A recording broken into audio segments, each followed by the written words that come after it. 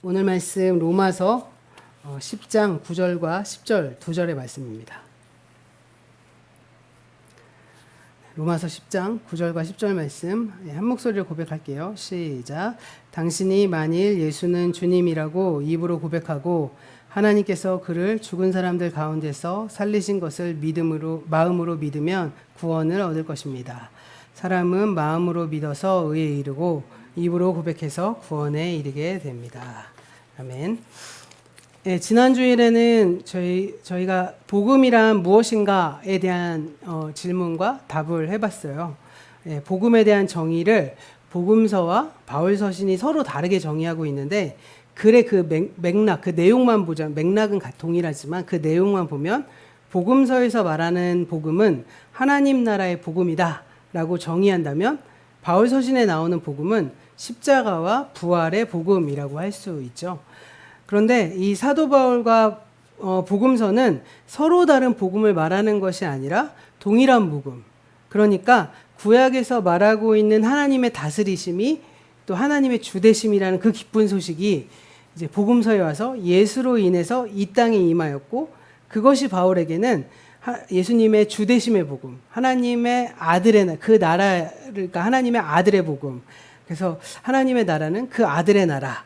이런 식으로. 그래서 그 나라를 가져오신 방법이 바로 예수의 십자가 부활로 인해 일어났다라고 해석한 것에 대해서 우리가 살펴봤죠. 그래서 구약과 예수님의 선포와 바울의 선포 모두가 다 동일한 복음이다. 그래서 그것을 하나로 정리하면 하나님 나라의 복음 이렇게 우리가 사실 정리해봤습니다. 그러면 이 하나님 나라의 복음의 내용은 무엇일까요? 내용.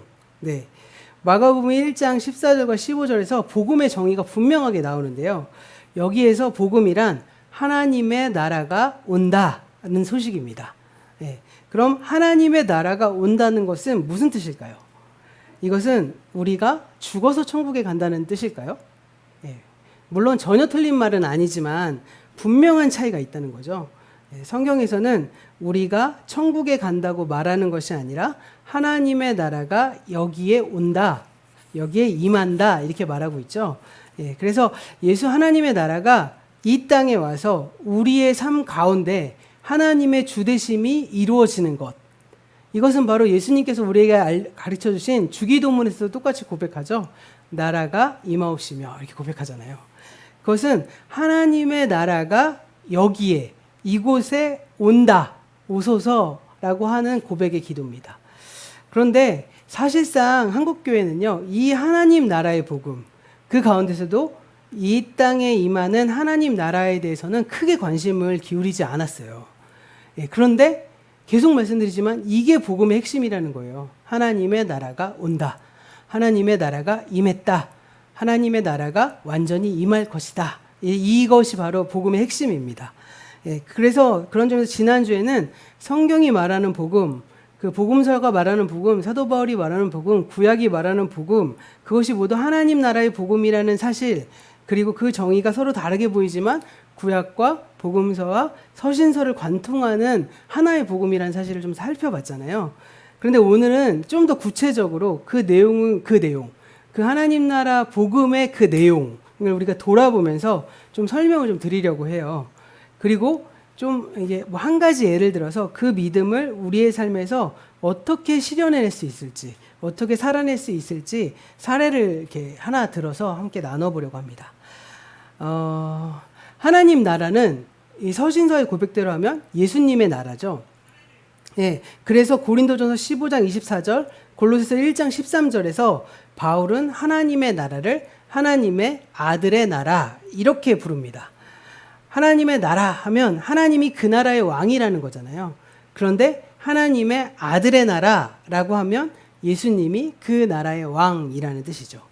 그러니까 하나님의 나라, 하나님의 주되심이라는 고백은 곧 예수님의 나라, 예수님의 주되심이기도 합니다. 그런데 하나님의 나라가 어떻게 예수님의 나라가 되었을까요? 어떻게 됐을까요? 되게 중요한 핵심인데 하나님의 나라가 그의 아들의 나라로 된 그 이유 혹은 그렇게 된 결과는 무엇이냐? 바로 예수의 십자가와 부활을 통해서였습니다. 로마서 1장 2절부터 4절은 이렇게 설명한대요. 우리 준비된 말씀 함께 보면서 이 말씀 설명드릴게요. 2절부터 4절 말씀 함께 읽어볼게요. 시작. 이 복음은 하나님께서 예언자들을 통하여 성경에 미리 약속하신 것으로 그의 아들을 두고 하신 말씀입니다. 이 아들은 육신으로는 다윗의 후손으로 태어나셨으며 성령으로는 죽은 사람들 가운데서 부활하심으로 나타내신 권능으로 하나님의 아들로 확정되신 분입니다. 그는 곧 우리 주 예수 그리스도이십니다. 네, 바울은 이 복음이 하나님의 아들에 관한 것이다 라고 얘기하죠. 그래서 첫 번째로 그분은 육신으로는 다윗의 후손으로 나셨다. 그리고 두 번째로 성령으로는 죽은 사람들 가운데서 부활하심으로써 하나님의 권세를 대행하시는 하나님의 아들로 확정되었다라고 정의합니다. 그러니까 이걸 되게 어렵게 설명했지만 정리해보자면 우리들의 용어로 십자가와 부활을 통해서 예수님이 하나님 나라의 왕권을 대행하는 하나님의 아들이신 것. 그래서 예수의 나라, 예수의 다스리심 이렇게 얘기하는 거죠. 그래서 십자가 부활을 통해서 하나님의 나라가 하나님의 아들의 나라가 된 것입니다. 이렇게 바울이 말하는 이 십자가 부활의 복음은 예수님의 하나님 나라의 복음과 다른 것이 아니라 같은 복음을 조금 더 디테일하게 당시의 상황에 맞춰서 해석한 것이죠. 복음서에서는 예수님이 공생에 임했기 때문에 아직은 하나님의 아들의 나라가 되지 않았겠죠. 그렇기 때문에 예수님께서 공생에 오셨을 때는 하나님의 나라가 임한다라고 말했고 그 공생애를 통해서 예수의 십자가와 그 부활 이 모든 것을 통해서 그 하나님의 왕권을 대행하시는 분으로 바뀌셨기 때문에 하나님의 나라는 예수님의 나라, 예수님의 다스리심이 된 것이다 라고 말하는 겁니다. 그렇기 때문에 이 십자가 부활은 사실은요 나를 구원하시는 증거가 되기도 하지만 동시에 더 큰 의미로 예수님의 주되심의 복음을 구성하는 아주 중요한 요소가 되는 거예요. 그러니까 십자가 대속의 복음에서도 십자가와 부활은 매우 중요한 요소지만 하나님 나라의 복음에서도 십자가와 부활은 매우 중요한 요소가 되는데 십자가와 십자가 부활의 복음, 그러니까 십자가 대속의 복음에서는 예수의 십자가와 부활로 인해서 내가 구원받았다. 이렇게 해석하지만 하나님 나라의 복음에서는 예수님의 십자가와 부활로 인해서 예수님이 하나님 나라의 왕이 되셨다. 그분이 다스리시게 되었다라는 요소가 되기 때문에 매우 중요한 요소입니다. 그래서 지난 주일에 이것을 구약 성서의 예언서를 통해서 확인했죠. 이것을 로마서 1장 2절 말씀에서 사도 바울이 이 복음이 하나님께서 예언자들을 통해서 성경에 미리 약속하셨다라고 말씀하고 있는 거예요. 그러니까 바울의 복음은 어느 순간 갑자기 툭 튀어나온 것이 아니라 구약 성경에서 잉태되고 자라나다가 예수님으로부터 선포되고 그래서 예수님의 십자가 부활을 통해 완성되고 열매를 맺은 것이죠. 그런데 예언자를 통해 약속하신 그 복음이 무엇이냐? 지난주에 확인했던 이사야서 40장 9절 10절 말씀에 의하면 하나님의 나라가 온다라는 소식이죠. 그리고 마가복음의 말씀 1장 14절 15절 말씀에서도 하나님의 나라가 임했다라는 소식입니다. 그러니까 정리해보자면 사도 바울의 복음의 핵심은 예언자들이 약속하신 그 하나님의 나라, 그 예수님의 주되심이고요. 그리고 그 예수님의 주되심을 보여주는 것이 바로 십자가와 부활이라는 겁니다. 따라서 우리가 예수님을 믿는다고 했을 때 그것은요 단지 십자가에 돌아가시고 다시 살아나신 것에만 그치는 것이 아니에요. 그것만 우리가 믿어버리면 예수를 믿는다는 건 예수의 십자가 부활을 통해 내가 구원받았다. 그분이 죽었다 살아나셨으니까 나도 죽었다 살아날 수 있어. 라고 하는 정도의 수준에서 어떻게 보면 그 정도의 고백에서 그치지만 하나님 나라의 복음은 예수의 십자가와 부활로 인해서 하나님의 나라가 그의 아들의 나라가 된 것이죠. 그래서 그분이 예수가 우리의 삶의 진정한 주님으로 등극하시게 된 겁니다. 네. 여기까지 들으시면요 어떠세요? 이게 뭐 그렇게 특별한 내용이냐? 이게 뭐 그렇게 중요한 내용이냐라고 생각하실 수도 있으실 것 같아요. 왜 2주 동안이나 왜 똑같은 얘기를 계속 이렇게도 말하고 저렇게도 말하고 설명하고 있을까라고 지금 생각하실 수 있으실 거예요. 그리고 특별히 오늘 이제 그러니까 저희 이음교회 처음 공동체로 오셔서 하나님 나라의 복음을 받아들이신 분들은 당연하죠. 그런데 다른 곳에서 십자가 대속의 복음으로 이 복음이 이게 복음이라고 생각하고 날 구원하신 주 감사 이러면서 이제 찬양하고 그 구원이 단순히 그냥 나를 구원하신 하나님의 놀라우신 은혜 정도로만 여겼던 십자가 대속의 복음으로 받아들인 분들에게는요, 상당히 충격적인 내용인 거예요. 왜냐하면 우리가 지금까지 이해해온 것과 상당히 다른 내용을 이야기하고 있기 때문입니다.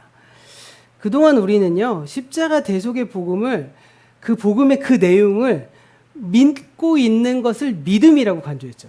너의 믿음이 뭐야? 그러면 십자가와 부활과 그 대속을 내가 믿는다. 그래서 난 구원받았다. 라는 그 정의를 내가 믿는 것을 믿음이라고 배웠어요. 내가 예수를 믿는다는 말은 예수께서 십자가를 지고 나의 죄를 대신 지고 돌아가셨다는 그 내용을 믿는 거죠. 그리고 그것을 믿음으로써 내가 죄사함을 받은 겁니다. 그리고 내가 죄사함을 받았다는 말을 뒤집어서 말하면 내가 의롭게 되었다. 내가 의롭다고 인정받았다라는 뜻입니다. 그래서 이걸 가지고 뭐라고 표현하냐면 칭의라고 하죠. 의롭다, 칭하게 됐다.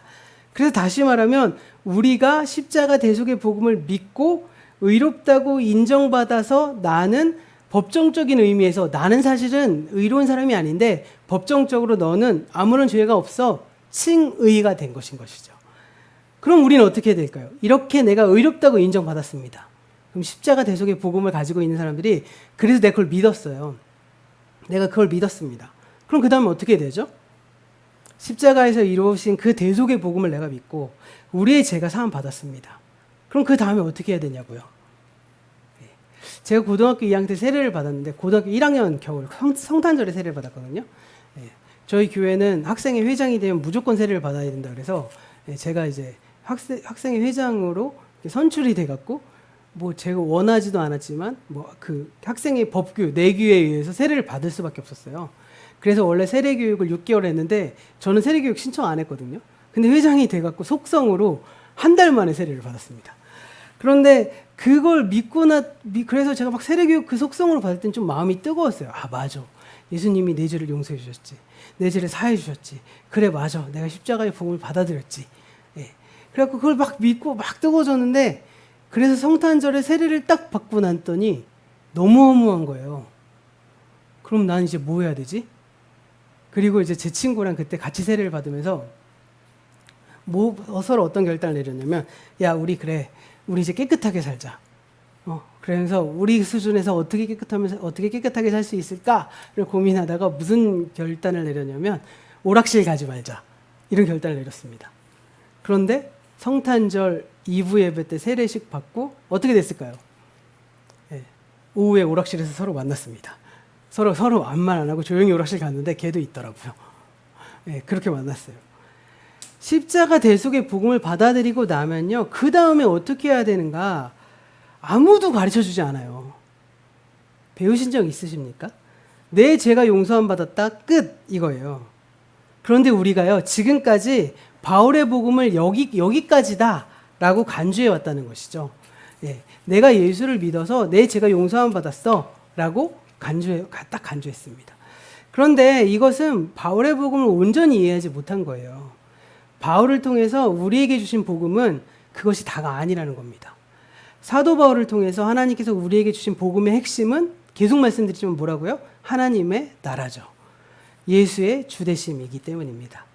그러니까 십자가 대속은요, 예수님이 어떻게 나의 주님, 어떻게 우리 교회의 주님, 어떻게 이 모든 피조세계의 주님이 되셨는지를 보여주는 복음의 필수적인 구성 요소지만 근데 그게 다가 아니라는 거예요. 복음은요, 십자가 부활을 통해서 예수께서 우리의 주님이 되셨다는 거죠. 따라서 복음을 믿는다는 건 그 예수님을 내가 주님으로 받아들이고 우리의 삶에 그분이 나의 주님이 되도록 실현하는 것. 이게 바로 예수를 믿는 거라는 겁니다. 오늘 말씀 가운데 로마서 10장 9절의 말씀에서 바울이 이렇게 고백해요.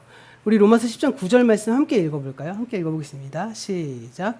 당신이 만일 예수는 주님이라고 입으로 고백하고 하나님께서 그를 죽은 사람들 가운데서 살리신 것을 마음으로 믿으면 구원을 얻을 것입니다. 이 구절에서 우리를 구원에 이르게 하는 믿음의 내용이 핵심적으로 요약되어 있죠. 첫 번째로 뭐라고요? 예수가 우리의 주님이시라는 것. 두 번째 뭐죠? 하나님께서 그를 죽은 자 가운데 살리셨다는 것. 십자가와 부활이죠. 그리고 예수의 주되심. 이게 한 구절에 요약되어 있어요. 이게 복음의 핵심입니다. 이 복음을 믿으면 어떻게 되죠? 우리가 구원받습니다. 그런데 여기서 바울은 우리의 믿음을 가리켜서 입으로 고백하고 마음으로 믿는다 이렇게 말하죠. 근데 이어지는 10절 말씀에서 바울이 다음과 같이 말합니다. 이것도 10절 말씀 함께 읽어볼게요. 자, 시작. 사람은 마음으로 믿어서 의에 이르고 입으로 고백해서 구원에 이르게 됩니다. 네, 입으로 고백하고 마음으로 믿는다. 우리는요, 그동안 이것이 믿음의 전부라고 생각했습니다. 믿음이란 마음과 입에 있는 것이고요. 우리의 행위와는 아무 관계가 없다고 생각했죠. 그런데 방금 설명드린 것처럼 십자가 부활이 복음의 전부라면요. 마음으로 믿고 입으로 고백하면 더 할 일이 없게 된다는 거죠. 생각해 볼까요? 예수님이 십자가에서 내 죄를 위해서 죽으시고 사흘 만에 다시 살아나셨다는 사실을 마음으로 믿고요. 입으로 고백합니다. 그럼 뭐 또 할 일이 남아있을까요? 다 된 거잖아요. 그러니까 우리의 믿음이 행위가 없는 믿음, 삶이 동반되지 않는 믿음이 될 수밖에 없다는 것이죠. 그러나 복음은요, 십자가와 부활만으로 복음이 완성되는 게 아닙니다. 거기에요, 예수님이 우리의 주님이 되셨다라는 사실이 더해져야만 비로소 복음이 완성되는 거죠. 그리고 이것은요, 마음과 입으로만 되는 것이 아닙니다. 혹시 지금 대부분 이제 이 영상을 보고 계신 분들이 이제 그 부부가 서로 앉아 계시죠? 네, 뭐 자녀와 함께 앉아 계실 수도 있겠습니다. 그 지금 옆에 있는 분을 한번 바라보면서 둘씩 짝지어서 서로 바라보시고요. 지긋한 눈빛으로 바라보시고 속으로 이 말 한번 따라해 보십시오. 당신이 나의 주인입니다. 네, 속으로만. 네. 자, 마음으로 굳게 믿어보세요. 아, 저 사람 나의 주인이야. 네. 그리고 옆에 사람 한번 딱 바라보면서 저를 따라 고백하세요. 당신이 나의 주인입니다. 네. 정말 마음으로 믿고 지금 고백했습니까? 그리고 이 고백을 정말 마음으로 믿고 지금 입술로 고백하셨다면 앞으로 무슨 일이 벌어져야죠? 그 바라보고 고백한 사람한테 주인 대접해줘야 되죠? 그리고 또 주인 대접 받아야 되죠. 이렇게 예수가 우리의 주님이시라는 믿음은요, 결코 마음과 입에서 끝날 수 없다는 거예요. 입으로 발설했으면 발설한 만큼 주님 대접해줘야 되는 거죠. 네. 우리가 진정 마음으로 예수님을 주인님으로 인정하고 예수가 나의 주인이라고 고백했다면 그것은 내 몸과 마음과 생명과 모든 삶 속에 모든 행위를 통해 내 감정을 통해 습관을 통해 나타날 수밖에 없는 겁니다. 예수님의 주되심이 표현될 수밖에 없는 것이죠. 근데 그게 표현되지 않으면 어떻게 되는 거죠? 입으로만 말하고 인정 안 하는 거잖아요. 마음으로 믿지 않으신 거겠죠. 그러나 마음으로 믿고 입으로 얘기했다면 어떻게 되죠? 그럼 삶의 모습이 바뀌어져야겠죠. 이게 믿음의 완성이라는 거죠. 그런데 이미 초대교회에서도요, 이 말씀을 오해해서 믿음은 마음과 입으로만 생각하는 사람들이 있었던 것 같아요. 근데 이렇게 되면요, 우리의 신앙에서 말이라는 것이 가장 중요한 요소가 되어버리는 거죠. 왜냐하면 내 마음을 다른 사람은 볼 수 없으니까요. 제가 예수님을 내 주인으로 인정했는지 안 인정했는지 볼 수가 없잖아요. 보여줄 수가 없잖아요. 그러니까 말로 얘기하는 것만 보고 그래, 저 사람 인정했구나 라고 생각하는 거죠. 그리고 저 역시도 그렇게 세례를 줬거든요. 그래서 그거를 조금이라도 이 사람이 진짜 예수님이 주인이야? 라는 걸 밝혀내려고 막 애들한테 이렇게도 질문하고 저렇게도 질문하고 했지만 사실은 그 사람이 철저하게 마음을 숨기고 입으로만 다 긍정적으로 얘기했으면 세례를 줄 수밖에 없어요. 세례 문답을 할 수밖에 없는 겁니다. 네. 근데요, 내 마음 내가 아시나요? 저는 제가 제 마음 잘 모르겠거든요. 사실 그 마음이라는 것이 되게 복잡하잖아요. 어떤 때는 주인 같은데 어떤 때는 주인 같지 않잖아요. 어떤 때는 인정이 되는데 어떤 때는 인정 안 될 때도 있잖아요. 그러다 보면 결국 뭐만 남냐면 말만 남게 되는 겁니다. 그래서 내가 입으로 믿는다고 고백하면 그것이 곧 믿는 것인 양 착각하는 일이 벌어지게 되는 것이죠. 그래서 사람들이 뭐라고 말하죠? 기독교인은 입만 살아있다라고 얘기하는 거죠. 그래서 마태복음 7장에서 말하는 것처럼 입으로는 주여 주여 하면서 하나님의 뜻대로 살지 않는 사람들이 이미 예수 시대에도 생겨나기 시작했다는 거예요. 그런데 원론적으로 보면요. 사실상 원론적으로 보면 이런 일은 일어날 수 없는 거죠. 왜요? 만일 정말 마음으로 예수님을 주인으로 믿고 예수를 주로 고백했다면 삶이 그렇게 될 수 없기 때문입니다. 삶에서 보여질 수밖에 없잖아요. 이 지점에서 오늘 말씀인 9절 말씀을 제가 다시 한번 읽어볼게요. 당신이 만일 예수님은 주님이시라고 입으로 고백하고 하나님께서 그를 죽은 사람들 가운데서 살리신 것을 마음으로 믿으면 구원을 얻은 것입니다. 우리의 믿음의 내용 몇 가지라고 했죠? 두 가지라고 했죠. 하나는 예수가 주님이시라는 것, 다른 하나는 하나님께서 그를 죽은 사람들 가운데서 살리셨다는 걸 내가 믿는 거죠. 이 두 가지를 결합하면 어떻게 될까요? 우리는 하나님께서 죽은 사람들 가운데서 살리셔서 나의 주님이 되게 하신 그 예수를 믿습니다. 그 예수를 주님으로 인정합니다. 그 주님으로 따릅니다. 라는 거죠. 이처럼 믿음이란 예수의 십자가와 대속과 부활을 믿을 뿐만 아니라 그 십자가 부활을 통해서 예수님이 주님 되신 것을 믿고 그분을 나의 삶의 실제적인 주님으로 받아들이는 것입니다. 그것이 우리가 믿는 복음이고요. 우리가 가져야 할 믿음인 것이죠. 그래서 결국 제가 자주 말씀드리지만 믿음이란 삶이라는 거예요. 믿음은 삶에서 드러날 수밖에 없습니다. 그 사람의 표정에서, 그 사람의 행동에서, 그 사람의 그 시련 속에서의 결단에서 드러날 수밖에 없는 거예요. 예. 믿음에서 삶이 나오는 것이 아니라 믿음 자체가 삶이라는 거예요.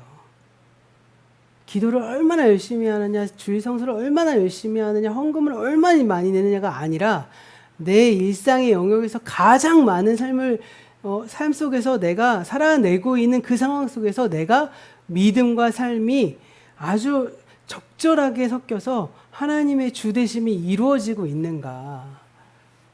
그것이 바로 믿음 자체가 삶이라는 거죠. 그리고 그것을 바로 믿음이라고 정의해야 되는 겁니다. 그럼 좀 더 구체적으로요. 예수님이 우리의 주님이 되시는 삶은 어떤 삶일까요? 예수님이 우리의 주님이 되신다는 것은요. 내가 주인 되지 않는 것이죠. 네. 구체적인 사례 한 가지만 놓고 생각해 볼까요? 굉장히 지엽적인 얘기일 수도 있겠지만 이거를 이렇게 어떻게 보면 2년 전에도 이걸 예로 들어 설명했고요. 오늘 플러스 알파가 좀 설명을 드릴 수 있을 것 같아요. 예수님의 주되심이 어떻게 우리의 삶에 이루어질지를 보여주는 핵심적인 사례 가운데 하나인데 좀 지엽적입니다. 사실은 좀 그 이슈가 요즘엔 좀 잠잠해졌지만 여전히 우리 사회에 심각한 문제를 보여주는 키워드 가운데 하나인가? 바로 뭐죠? 갑질입니다. 갑의 횡포. 네. 우리 사회 곳곳에는요, 사실 갑의 횡포가 만연해 있죠. 경제적인 영역에서 뿐만 아니라 정치와 사회와 학교, 심지어는 교회까지 이 갑의 횡포가 우리의 삶에 어떤 경향이 된 것 같은 그런 현실 속에서 우리는 살아가죠. 예. 이번 주에 그 인천에서 한 담임 목사의 아들인 부목사가 그 청년들 그루밍 해갖고 어떻게 보면 성추행을 한 그 목사가 7년 구형 받은 거 기사 보셨습니까? 그거 역시도 사실은 높은 위치, 영적인 권력을 이용해서 아이들에게 갑질을 한 것이겠죠. 그런데 이 갑의 횡포가 정말 무서운 것은요. 그것이 전염되고 순환된다는 거예요. 요즘 아이들이 가장 많이 되고 싶어 하는 것 중에 하나는 아이돌이겠죠. 그리고 또 한 가지가 뭘까요? 돈 많이 버는 거겠죠. 그래서 2년 전에는 아이들이 대놓고 자기 꿈이 뭐냐 그러면 나는 건물주 되고 싶다고 이런 얘기 했잖아요. 그래서 심지어는 조물주 위에 건물주다 이렇게 이런 얘기까지 있었습니다. 왜 그럴까요? 나도 돈 많이 벌어서 그런 위치에 서서 다른 사람들 그렇게 하고 싶다는 투영이죠. 그런데 더 무서운 것은요. 2년이 지난 이후에 그렇게 갑이 되어가는 과정이 공정이라는 이름으로 충분히 합리화될 수 있다는 끔찍한 사실을 발견하기 시작했습니다. 얼마 전에 KBS에서 세대 인식 집중조사라는 거 하신 거 보셨나요? 그런데 거기서 20대에서 30대 청년 남성은 고졸자, 대졸자의 임금 격차, 명문대, 비명문대의 임금 격차가 공정하다라고 답했습니다. 사실 고졸자, 대졸자, 명문대, 비명문대를 가르는 차이가 뭐죠? 학력이잖아요. 더 쉽게 이야기할까요? 수능 성적이잖아요.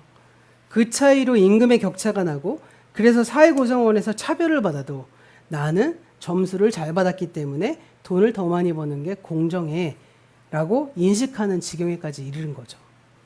네. 물론 아주 단순하게 해서 20대 청년, 그것도 남성이 문제라고 단정져서 제가 말하는 거 아닙니다. 그 안에 굉장히 복잡하고 여러 가지 문제들이 섞여 있잖아요. 그러니까 사실은 세대인식 조사가 그 KBS에서 할 때 해외에서도 그런 조사가 나왔다고 하더라고요. 선진국을 대상으로. 근데 거기에서 우리나라만 빼고 다른 나라의 20대에서 30대는 사실은 내가 가지고 있는 것들을 나누는 것이 공정하다고 답했거든요. 근데 우리나라에서만 왜 특별하게 그것이 공정하지 않다라고 여긴 것일까?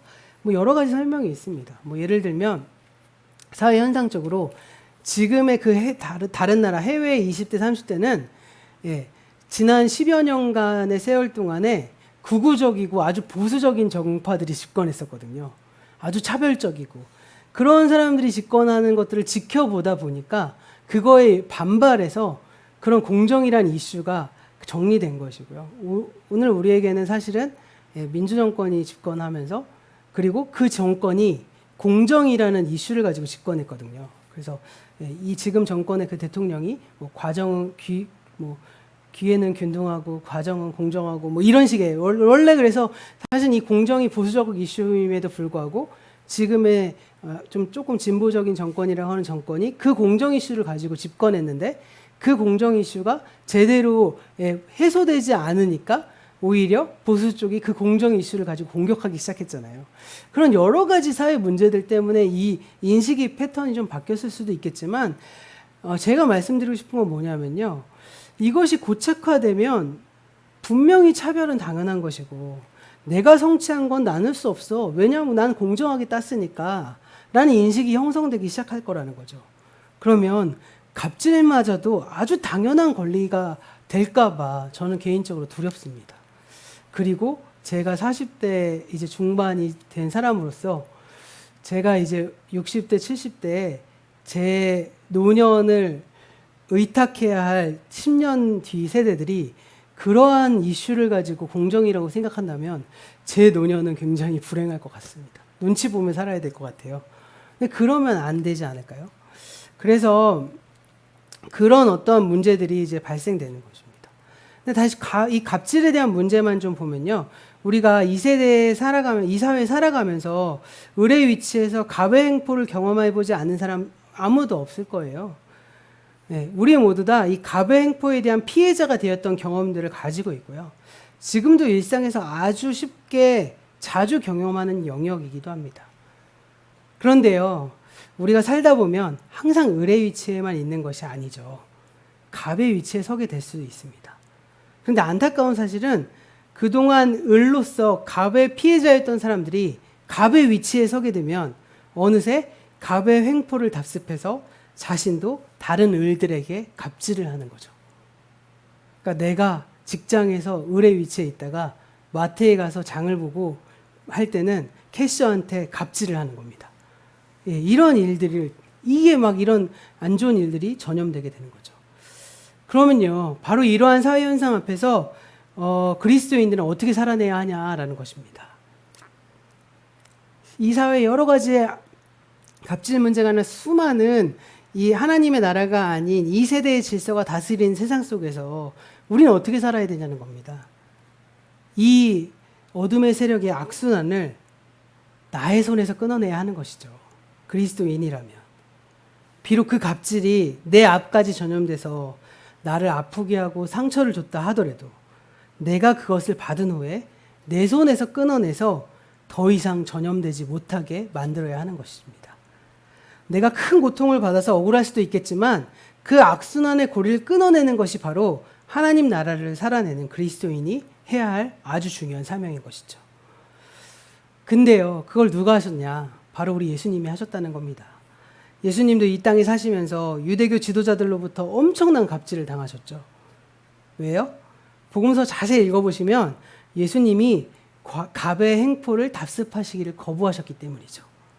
오히려 예수님은 그 갑질에서 희생된 사람들과 늘 함께 하심으로써 갑이 가지고 있는 횡포들을 폭로하신 분이십니다. 그래서 예수님의 별명이 바로 뭐죠? 세리와 죄인의 친구다 이렇게 얘기하잖아요. 이것을 다른 측면으로 보자면 늘 을의 편에서 을과 함께 살아가는 사람이다 라는 평가인 겁니다. 그 결과 예수님은 결국 그 갑에 의해서 십자가에 처형되셨습니다. 그런 점에서 십자가는요, 갑의 횡포의 극치인 거죠. 그러나 그 십자가를 통해 예수님이 갑질의 악순환을 온몸으로 끊어내신 겁니다. 그것이 바로 십자가의 정의예요. 그것이 바로 예수님이 우리의 주님이 되신 방법입니다. 그 십자가를 통해서 예수님이 우리의 주님이 되신 거죠. 그래서 갑의 횡포란 예수님의 주되심과 정반대의 양상이라고 볼 수 있어요. 갑의 횡포가 예수님의 주되심과 정반대되는 이유는요. 첫째로 예수님이 바로 그 갑질의 희생자였던 것이고요. 또 십자가로 그 갑질을 끊어내셨기 때문입니다. 두 번째로는요. 예수님이 주님이 되시게 하지 않고 내가 주인이 되려 하는 것.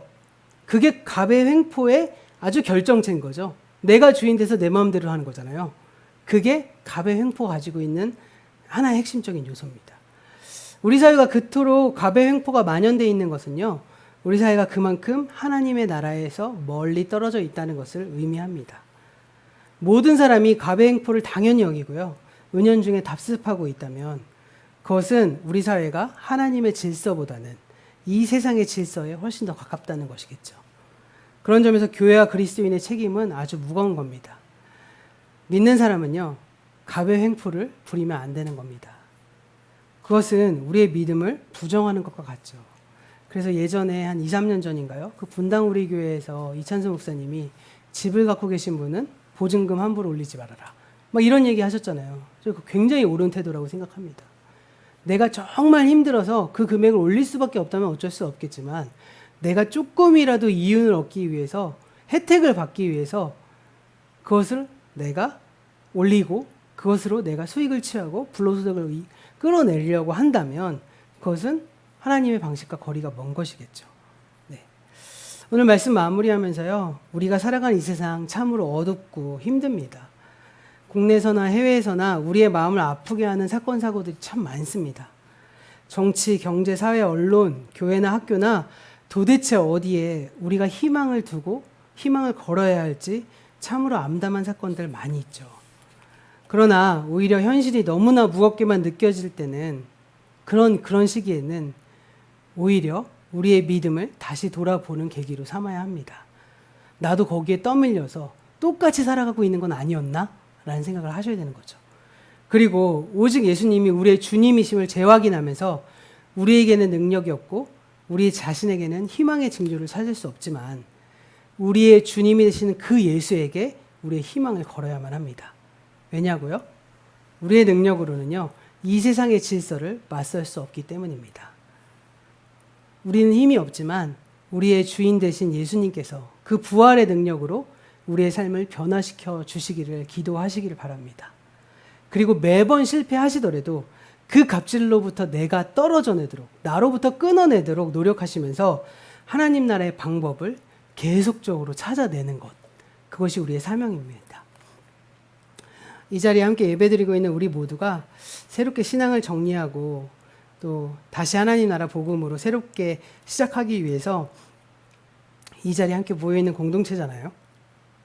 우리 모두가 오직 하나님이 우리 예수님 그리고 우리의 주님 그분이 나의 주인이심을 재확인하고 인식하시면서 더 나아가서 정말 보다 나은 신앙인으로 변화되길 희망하시면서 주님과 함께 이 세상이 주는 거짓된 그 소식들, 거짓된 속삭임을 믿지 마시고 하나님 나라의 복음이 주는 그 진지하고 진중한 소리에 우리의 발걸음을 옮겨보시는 저와 여러분이 되기를 간절히 소원합니다.